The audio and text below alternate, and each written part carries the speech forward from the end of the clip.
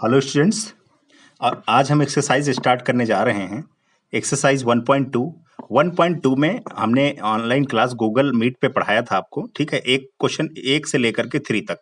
आज हम question number 4 start करने जा रहे हैं। क्वेश्चन नंबर 4 मैं क्लास ले चुका हूं, लेकिन ऑलरेडी मैंने कहा था इसका इस एक्सरसाइज के क्वेश्चन जो है मैं यूट्यूब पे अपलोड कर दूंगा, तो वही मैं करने जा रहा हूँ, ठीक है। तो सबसे पहले आपको दिया गया है क्वेश्चन नंबर 4 है, find the sum of the exponents of the prime factor in the prime factorisation of 196। कहने का मतलब ये है, हिंदी मीडियम में भी क्वेश्चन लिखा हुआ है, संख्या 196 के अभाज्य गुणनखंड में घातों का योग ज्ञात कीजिए। क्वेश्चन कह रहा है कि अगर जब आप इसके प्राइम फैक्टराइजेशन करेंगे, प्राइम फैक्टर करेंगे, प्राइम फैक्टर करने के बाद प्राइम फैक्टर करने के बाद प्राइम फैक्टर करने के बाद आपको सबसे पहले क्या करना है? सबसे पहले आपको उनकी पावर्स लिखनी है कि कितनी पावर हो रही है, फिर पावर्स का सम मतलब निकालना है, पावर्स का योग निकालना है, ठीक है। तो सबसे पहले 196 लिखिए, ये 2 से जाएगा तो 2 9 जा, एक कैरी बचेगा, 2 8 जा, ठीक है। तो यहाँ फिर 2 से जाएगा तो 2 4 जा, यानी 2 चक्कू 8, एक कैरी बचेगा यानी एक हासिल बचेगा, तो 2 9 18, ठीक है। अब 7 से जाएगा, 7 7 49, फिर 7 से जाएगा, 7 1 कम 7, ऐसे हो गया। ये प्राइम फैक्टराइजेशन हो गया, ठीक है। ये आपका प्राइम फैक्टराइजेशन हो गया है यहां तक। तो अब क्या करना है आपको? सबसे पहले अब आपको करना यह है, सबसे पहला काम ध्यान दीजिए, करना यह है, सबसे पहले हमने ये जो फैक्टर निकाले हैं 2 इंटू 2 और ये भी निकाला है, तो हम लिख लेंगे 2 इंटू 2 इंटू 7 इंटू 7। और फिर देखिए ये 2 बार लिखा है तो 2 की पावर 2 हो जाएगा, ये 2 बार लिखा तो 7 की पावर 2 हो जाएगा। अब हमको क्या करना, sum of exponents. Sum of exponents का मतलब है इनकी पावर। देखिए इसकी 2 की पावर 2 हमने ये पावर लिख लिया, इसकी भी पावर हमने लिख ली, 2 और 2 जुड़ जाएगा, 4 हो जाएगा। तो 4, इसी प्रकार हिंदी में हम कहें तो कह सकते हैं घातों का योग कितना है? 4। तो यही 4 दोनों के ही आंसर हो जाएंगे, हिंदी मीडियम का है चाहे इंग्लिश मीडियम का, दोनों का आंसर सेम हो जाएगा। नोट कर लीजिए यहां तक जल्दी से। ये गूगल मीट पे हमने क्लास ली थी, लेकिन वहां पर कई लोगों को दिखाई नहीं दे रहा था नेटवर्क प्रॉब्लम की वजह से, तो इसीलिए मैं फिर दोबारा यहां पर क्लास अपलोड करने जा रहा हूं। नोट कर लीजिए जल्दी से।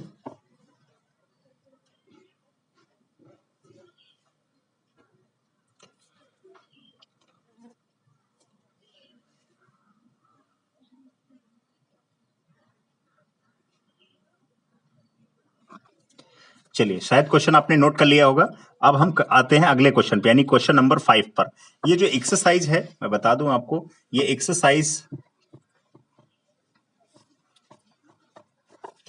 एक्सरसाइज आपकी है 1.2, ठीक है। और चैप्टर है आपका रियल नंबर्स। चैप्टर का नाम है रियल नंबर्स,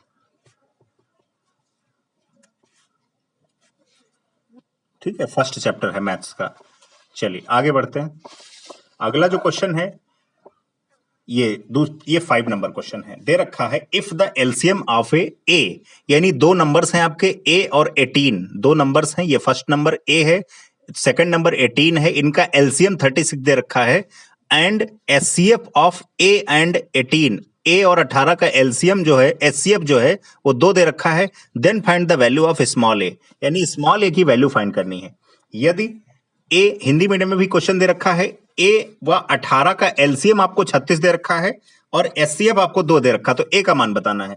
तो देखिए दोनों में भी हमने फॉर्मूले लिख रखे हैं। पहली संख्या गुणे दूसरी संख्या बराबर एलसीएम इंटू एचसीएफ। इंग्लिश में भी फॉर्मूला लिख रखा, first number into second number बराबर एलसीएम इंटू एचसीएफ, ठीक है। तो फर्स्ट नंबर हमारा, पहली संख्या क्या है? पहली संख्या स्मॉल ए है, दूसरी संख्या 18 है, एलसीएम आपका 36 दे रखा है, एचसीएफ आपका 2 दे रखा है, ठीक है। अब ये जो 18 है, 18 कहां चला जाएगा? 18 जो है ये डिवाइड में जाएगा, ये बटे में जाएगा। तो 18 का 18 और 18 दूना कितना होता है? 36 और 2 दूनी 4। ए का मान जो आपका फर्स्ट नंबर था, यानी पहली संख्या थी, वो यहां पर 4 आ गई, ठीक है। तो यहां तक मुझे लगता है क्वेश्चन आपको समझ में आया होगा। नोट कर लीजिए जल्दी से, और सबसे पहले तो क्वेश्चन नोट कर लीजिए। क्वेश्चन नोट करने के बाद इसका सोल्यूशन नोट करेंगे।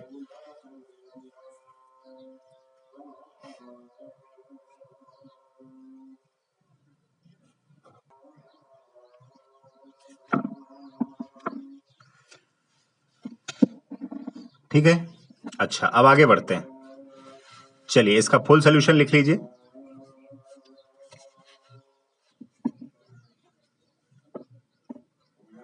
इसके बाद अगला क्वेश्चन करेंगे हम।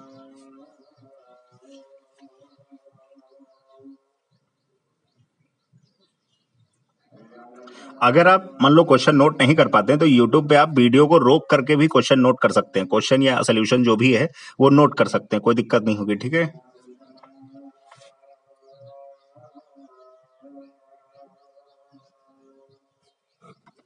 चलिए अगला क्वेश्चन देखते हैं। क्वेश्चन नंबर 6 क्या दे रखा है।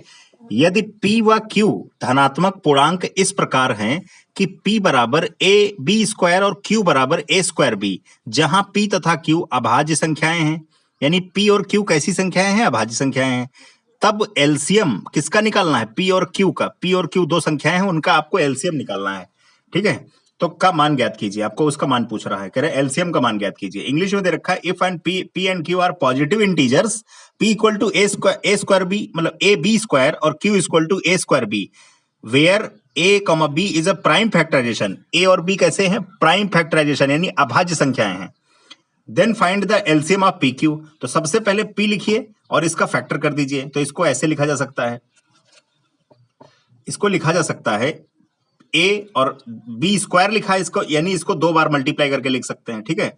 अब क्या लिखा जा सकता है? अब q, तो q को लिखा हुआ है a स्क्वायर b, इसका मतलब इसको दो बार मल्टीप्लाई करके a इंटू b लिखा जा सकता है। अब एलसीएम निकालने के लिए पहले तीनों में देखो कॉमन क्या है। देखो a यहां पर है, a यहां पर है, a कॉमन हो जाएगा। फिर यहां पर देखिए b कॉमन है और फिर b कॉमन है। देखो b इसमें भी है, इसमें भी है, तो उसको भी लिख लिया। पहले जो कॉमन हो उसको लिख लो और फिर जो बचे वो लिख दो। तो पहले देखो a कॉमन हो गया, अब अगर देखें तो a कॉमन हो गया, b भी कॉमन हो गया। अब बचा कौन? बचा a, ये b बचा है और ये a बचा है, तो इसको फिर से लिख लो। ये a लिख लिया, ये b लिख लिया। अब इनको मल्टीप्लाई करा दो तो a स्क्वायर b स्क्वायर आ जाएगा। इसका मतलब है एलसीएम क्या हो गया? एलसीएम हो गया a स्क्वायर b स्क्वायर। ठीक है। तो आप जल्दी से इसको नोट कर लीजिए, इसके बाद हम अगले क्वेश्चन की तरफ आगे बढ़ेंगे। ठीक है, जल्दी से नोट कर लीजिए इसको, 10 सेकंड ले लीजिए।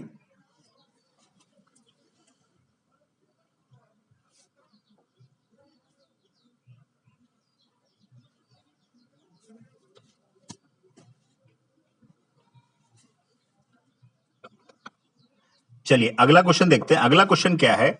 Find the least number that is divisible by all the natural numbers from 1 to 10।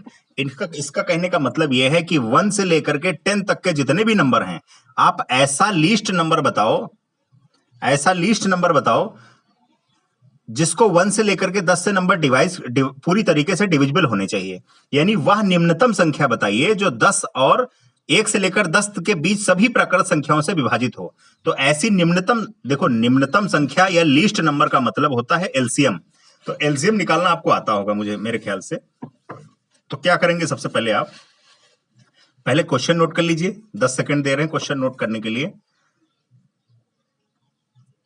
और उसके बाद हम आगे बढ़ेंगे। देखो सबसे पहले क्या करेंगे, यहां आप 1 से लेकर के 10 तक की संख्याएं लिख लीजिए। 1 2 कॉमा करके 1 2 3 4 5 6 7 8 9 10। अब इसको सबसे छोटे नंबर 2 से कैंसिल आउट करिए। तो यहां पर 1 पहले से है तो 1 ही रहेगा। 2 1 कम 2, ये 3 रहेगा। 2 दूनी 4, 5 रहेगा। 2 3 6, 7 रहेगा। 2 चौकू 8, 9 रहेगा। 2 पंचे 10, फिर 2 से कटेगा तो ये 1 1, ये 3, 2 1 कम 2, 5 रहेगा, 3 रहेगा, 7 रहेगा, और 2 दूनी 4, और फिर 9 रहेगा और 5 रहेगा। ठीक है, फिर 2 से जाएगा तो 1 1, फिर 3 1 5 3 7 1 9 और 5। इसका मतलब है फिर ये 2 1 कम 2 जाएगा। अब देखिए, अब 3 से जाएगा तो 3 1 कम 3, ये तो 1 1 पहले से है। 3 1 कम 3, 5 नहीं जाएगा। फिर 3 3 1 कम 3। ठीक है। अच्छा, अब 7 ऐसे ही रहेगा। ये यहां 9 लिखा हुआ है, यानी 3 त्रिका 9, तो 3 त्रिका 9, 5 ऐसे ही रहेगा। ठीक है। अब फिर 3 से जाएगा तो ये यहां तक ये 1 1 ही रहेंगे सब। 1 1 1 1, ये 5 है। ठीक है, ये 1, और ये 7 ऐसे ही रहेगा, 1 रहेगा। अब 3 1 कम 3 फिर हो जाएगा, यहां पर 5 आ गया। अब 5 से जब कैंसिल आउट करेंगे, जब 5 से करेंगे तो जहां जहां 5 लिखा होगा, 5 1 कम 5, 5 1 कम 5, 7 ऐसे ही नोट हो जाएगा। बाकी ये 1 1 तो ऐसे ही रहेंगे। ठीक है, अच्छा, जब 7 से कैंसिल आउट करेंगे तो देखिए सब 1 1 है, ये 1 1 ऐसे ही रहेंगे, केवल 7 एक कम 7 हो जाएगा, बाकी 1 1 रहेंगे। तो जितने भी फैक्टर आपने निकाले हैं, जैसे यहां से स्टार्ट किया है, जितने भी फैक्टर आपने निकाले हैं 1 2 3 4 5 6 7 फैक्टर, यानी 2 है आपका 3 बार, और 3 है 2 बार, और 5 और 7 अलग अलग दिया हुआ है। तो यहां से 2 2 और 2, और इसके बाद 3 3 और 5 7, इनका सबका मल्टीप्लाई अगर आप करेंगे, 2 दूनी 4, दूनी 8, 8 और 5 40, 40 9 360, 360 का 9 7 से गुणा कराएंगे तो 2520 हो जाएगा। 2520 इसका करेक्ट आंसर हो जाएगा। ठीक है, 2520 इसका करेक्ट आंसर होगा। यही 2520 ऐसा नंबर है जिसको 1 से लेकर के 10 तक के किसी भी नंबर से डिवाइड करो, ये आसानी से डिवाइड हो जाएगा, डिवाइड हो जाएगा। नोट कर लीजिए जल्दी से यहां तक।